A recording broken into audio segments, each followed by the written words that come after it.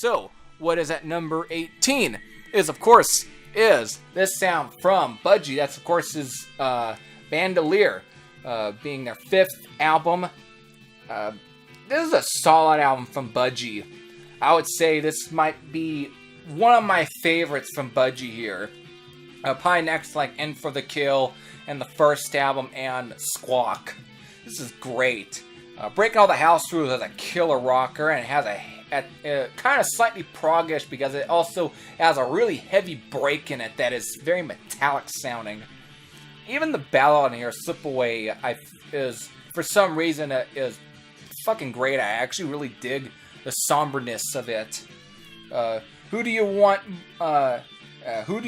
for Your Love is a fucking great track as well. It has a great, almost a slight funkiness when it starts up, but then it just kicks into a great killer hard rocker. Just great. I Can't See My Feelings is also a great song as well, of course, later on being covered by Iron Maiden as a part of the Fear of the Dark sessions. Great tune. I Ain't No Mountain is a cover, but it's just has a catchy chorus and everything. But as far as the heaviness, we're back to it. That's, of course, just the 2-part track, Napoleon Bona. Just an amazing song, and I love this.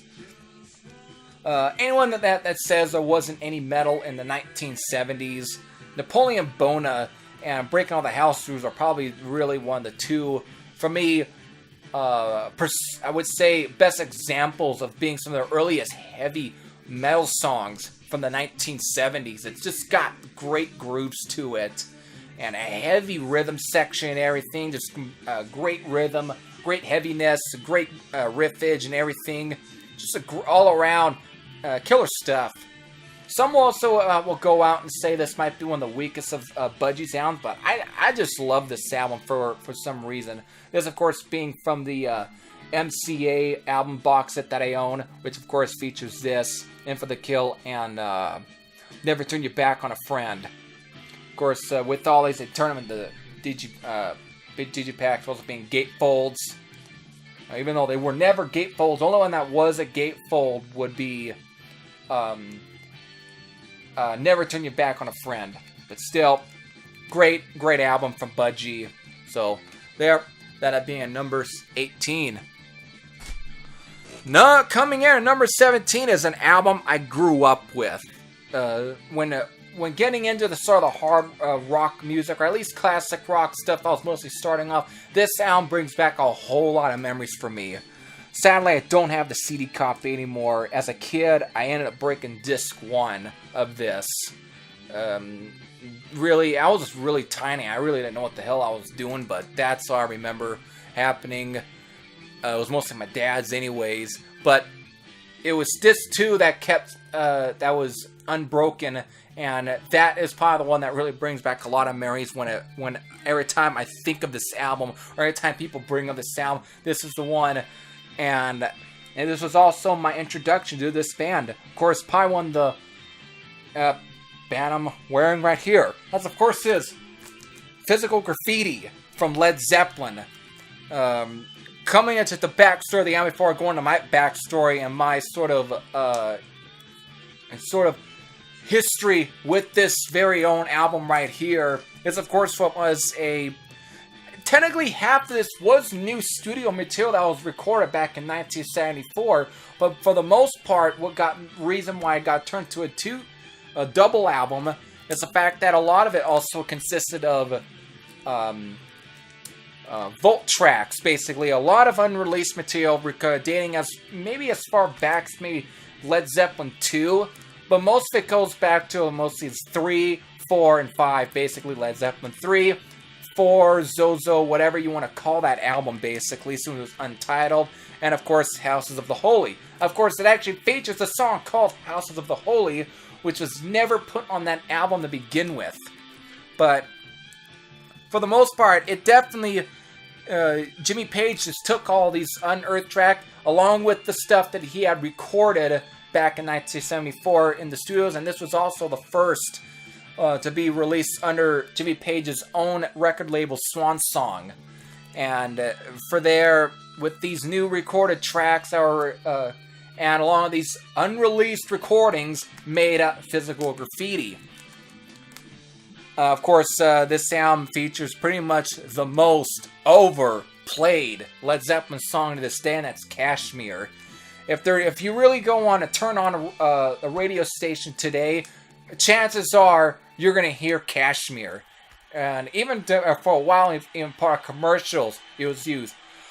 Fuck, do I have to also bring up the fact that Eminem basically took the song Kashmir, if I remember, since me growing up during the late 90s, early 2000s, it got used as a backing track, and my god, really? Anyways, that's all, and it was just ended up becoming one of the staple of Led Zeppelin anyways. But for me, of all some of the new songs, it's time to get into the history between me and this album. Since as a kid, I was dumb enough to end up breaking disc 1 of this album. Disc 2 is what really has me attached to this album.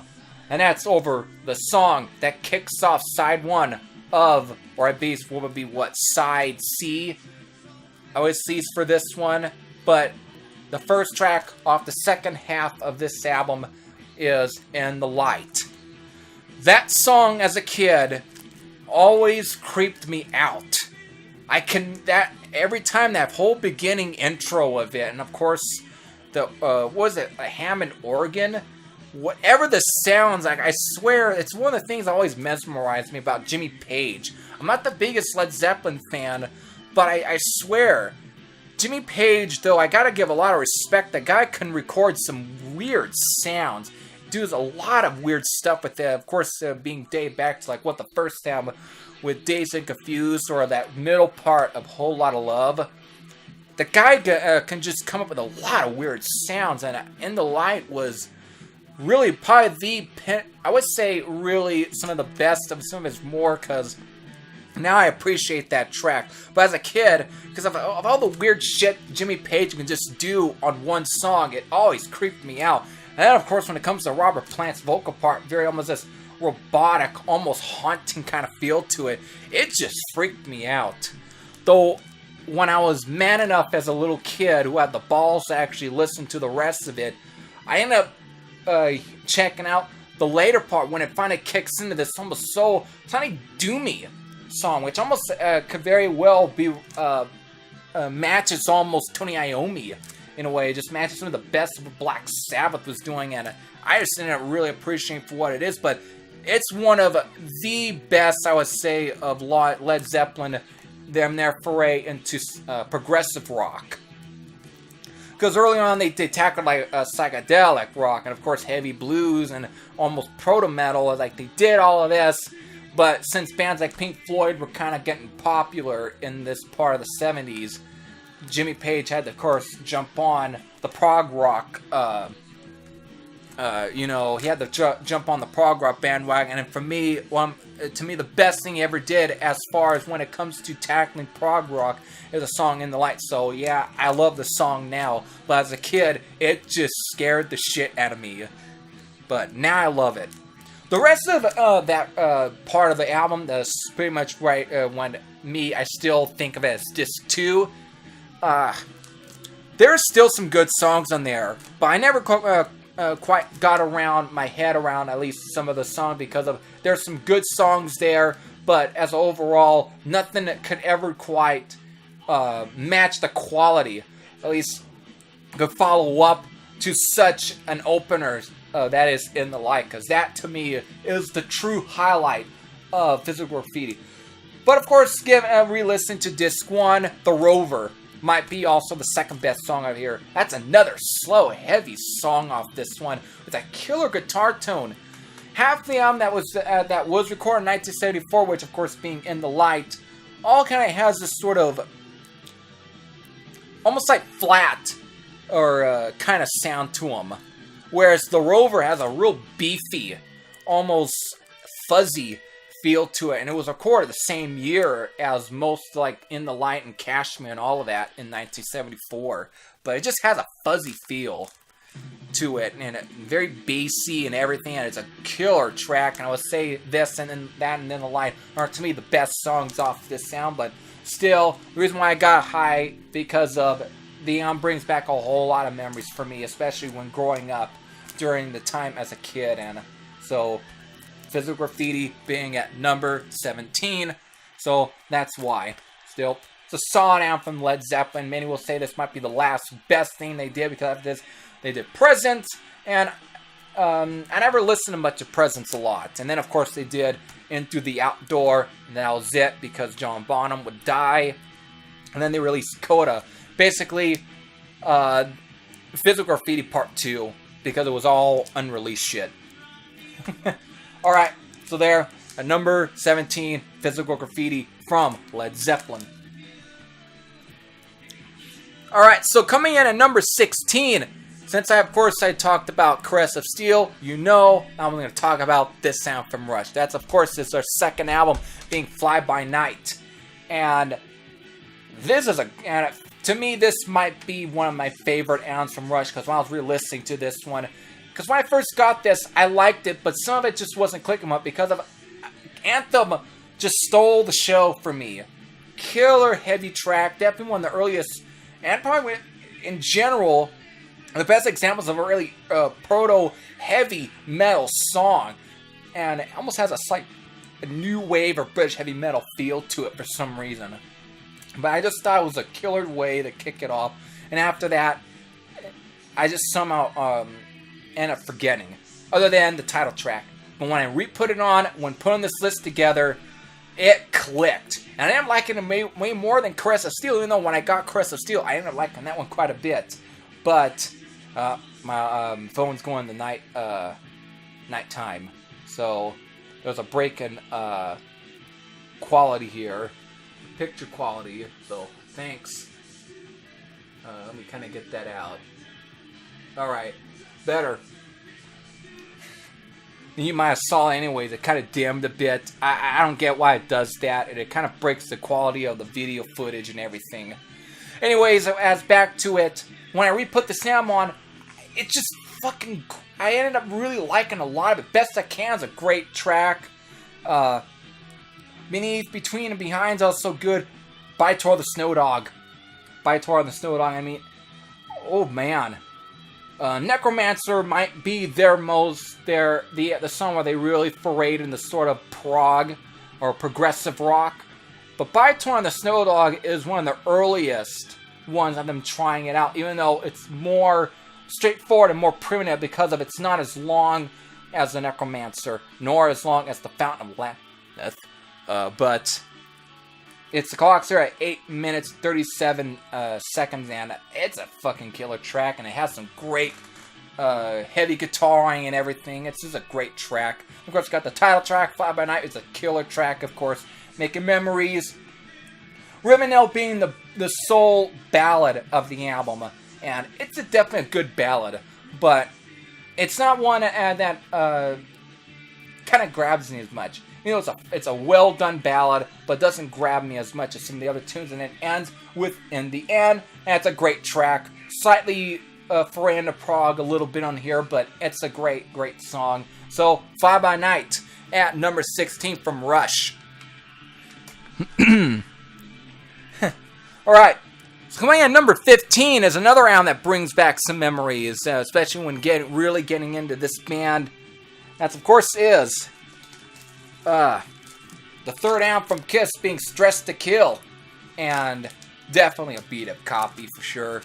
My dad's. Anyways, this album is just a great album, I would say. Probably the last of some of the more really raw Kiss albums, because this is just a straight up rocker, and at times a slightly short album, because this is like around 33 minutes. It's a little bit of a short album, but man, it's a short but sweet album, because you got side 1 with Room Service, Two Timer, Ladies in Waiting, Getaway, of course the very killer Rock Bottom, which is a fantastic song, of course, on Kiss Alive, which I think came out the same year, and sadly I don't have a copy of that one. If I did, it probably would have also made a little bit of top, because I remember listening to that one a lot more than Dressed to Kill when growing up, but this is still a solid studio album from Kiss. But Rock Bottom is great. Then on side 2, we get Come On and Love Me, which is also a decent track and everything. It's just, which Kiss was always, even though they were never the greatest musicians, they could definitely write a hook. And this sound is full of hooks. So Come On and Love Me has a great groove to it. And that's one of the things I really respect about Kiss's stuff from the 70s is they could keep a groove. Doesn't have to be about how great of a musician you have to be, how great of a singer you can be. It doesn't have to matter about that. It matters how great you can compose a track and how great of rhythm that you have. And this album is full of that. And Come On and Love You is a good example. Anything from a Baby is also good. Then we get She. Oh boy, She's a fucking great track. This is like heavy as well. It has some great riffing from, of course, Ace Frehley. The guy, even though it was sad, I think, for this album, Ace Frehley didn't have really a proper amp. I think it was said that they recorded he built an amp out of a box, I think it was said. And whatever that box gave him, oh my god. For some reason, the whole album just has a really great crunchy feel. And sometimes you don't have to, it doesn't matter what you, if you have to buy something to make something good, make something sound good and everything, it's what you have to make it work. And the fact that he went out to make a box amp, record this album, and the way the sound comes out, it almost sounds like it's actually a professional amp, but when you actually listen deeper and deeper and put some more thought into it, you could tell it probably is recorded through a box, but man, that box gave out some fucking great guitar tone. So, great song. I think Love Her All I Can might be a ballad. I can't remember much, but still, it's a good song. And of course, they got the classic Rock and Roll All Night. Of course, it was solidified on Kiss Alive, because a lot of the compilations after Kiss Alive, used the live version the most, and that's why I remember. But the studio versions, I would say, is probably just as good. So, there, Dressed to Kill from Kiss at number 15. Alright, number 14.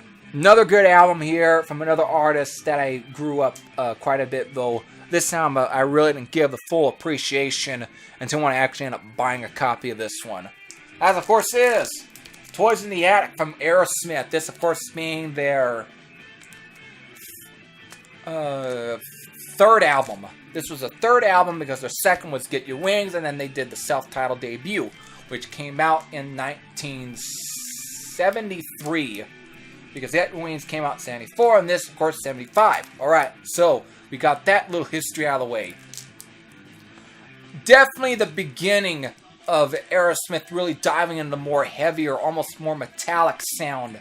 Because our first two were more stuck a bit in that sort of British rock. Even though Get Your Wings, it started to kind of move away a little bit. Started to bring in a little bit some characteristics and everything. Really bring up their own sound, but they were still kind of stuck within that British rock sound, like bands like the Rolling Stones or Led Zeppelin, and so on.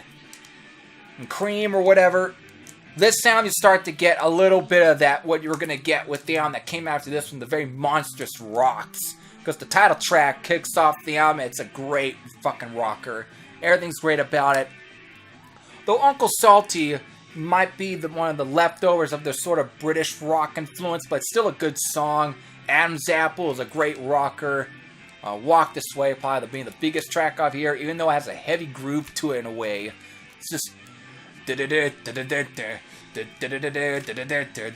just milking that riff throughout the whole, pretty much that most of the song basically. It's a great riff anyways. Big 10-inch record I always kind of felt was a little bit filler, but it's a pretty quirky song for what it is. Sweet Emotion, back to being just as heavy as Toys in the Attic. Great heavy groove to it, fast at times. Almost really still pushing them towards almost speed metal at times, but you can still get here what they were going to do with rocks. So Sweet Emotion is a great track. No More is also good. And of course, Round and Round, which is a heavy song. that song, of course, is almost as heavy as anything that Black Sabbath was doing at the time. This is fucking good. And of course, it ends with You See Me Crying, which is a good song and a good way to end pretty much the beginning of something. So, Toys in the Attic from Aerosmith at number 14. Alright, so at number 13 is, well, I hope no one knocks me down, even though me and this artist go way back, because I grew up listening to this person. But these days, the guy is just known for being nothing more than a political loudmouth when it comes to this person. That's talking about the debut from the Motor City Madman. That's, of course, is Ted Nugent. If you guys just forget about his fucking stupidity that he seems to sprill these days. Back then, I could, since he was a loudmouth back then, I actually could tolerate his loudmouthness from then. Because he just seemed she was crazy. But the guy at least had a sense of humor.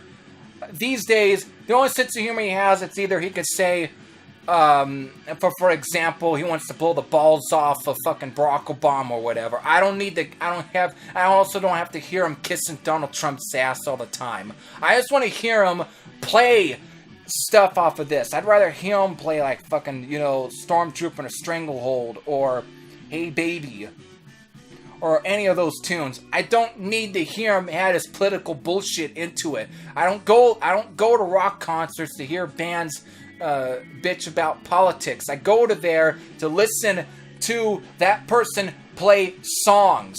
That's nothing more, and have a damn good time. Not with politics. So, there, my little rant. Anyways, this is a solid debut from Ted Nugent. Of course, first time finally breaking away from the whole Ted Nugent and Amboy Dukes name and everything. Ditching all of that. Ditching all the Amboy Dukes. This time, going straight in for it. Just solo. And, again, this album is almost can be considered the greatest hits because it's got pretty much songs you might hear on the radio quite a bit. Stranglehold, Stormtroopin', Just What the Doctor Ordered, Motor City Madman, which I always thought was one of the earliest speed metal songs. This is Fast Track. Of course, Ted Nugent is probably some of the king of playing things ridiculously fast for its time. Before we got Motorhead or some of the thrash bands from the 80s, Ted Nugent was one of the first to actually really play shit ridiculously fast. And even though it could be the same riff, but the guy could just play it fast. So, but this album isn't all about being fast. It was just all about feel and everything. And there's just some other good songs like Snakeskin Cowboys, Where Have You Been All My Life? And of course, Queen of the Forest is also pretty good. So, really, all in all, this is just a classic debut from, of course, Ted Nugent. So, with that, it's at number 12. Alright, so at number 12, or that was at number 13. This is at number 12, and that's now that's playing in the background, and this is a solid live album from Blue Oyster Cult. That's, of course, is On Your Feet and On Your Knees, or On Your Knees. This is a solid album from Blue Oyster Cult. I could get a copyright ding for this one, but whatever. I got played on my computer. Still, basically take some of the songs off the first three Blue Oyster Cult albums and just amps them up a bit. Everything from the Subhuman to Harvester of Eyes to Hot Rails to Hell, Last Days of May, Cities on Flame with Rock and Roll, Me 262, The Red and the Black, Seven Screaming Buzzards, Disturbs, Bucks Boogie, and of course side 4 ends with like Before the Kiss, A Red Cap, Master, goddamn, I'm trying to, Master Jeet. Let me go look at the computer here. There's one song, it's kind of just, Maserati GT Ain't Got You. Finally, got that one correct. And of course, ends with, of course, Born to Be Wild. their cover of it, and just this is a solid live album from Blois to Colt. So it really, everything they just did on this, it's like taking everything and just giving it huevos. So that's all I can say about this. So, and of course after this, they start to get big with Agents of Fortune, with of course Don't Fear the Reaper and This Ain't the Summer of Love and all that, and Godzilla. But their first live album is just really an end of it. Almost, I guess you can say, a little bit of an end of an era, because it was the last of them being an underground group before they got really popular with that Agents of Fortune album. And of course,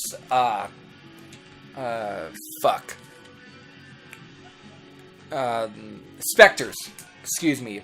But still, solid album for Blois to Colt.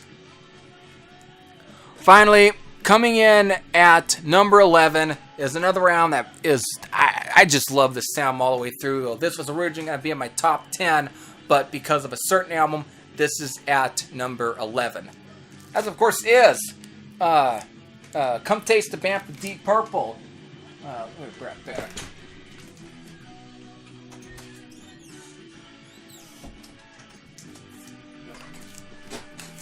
Then, of course, I talked about Moxie with, of course, featuring some stuff from Tommy Bolin.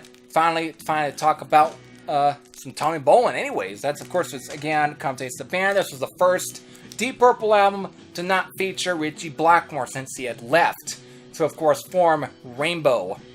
But here, he got replaced by Tommy Bolin, who was playing with countless of bands from, like, either James Gang and so on. And usually some people would just kind of blow off Deep Purple without Ritchie Blackmore, but this is a solid record from Deep Purple.